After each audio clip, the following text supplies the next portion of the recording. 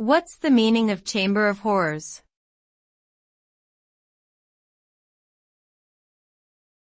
Chamber of Horrors.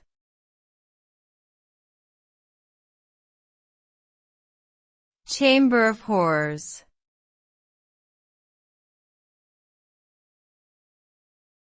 Chamber of Horrors.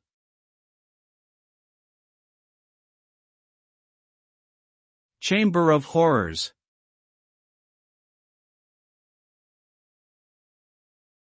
Chamber of Horrors is a term that refers to a place or situation that is filled with things that are frightening, disturbing, or horrifying.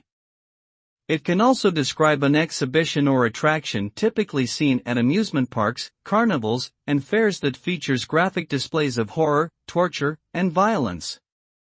The Chamber of Horrors is intentionally designed to shock and scare people with graphic and gruesome scenes of terror. Overall, the Chamber of Horrors is a place that aims to disturb and frighten its visitors.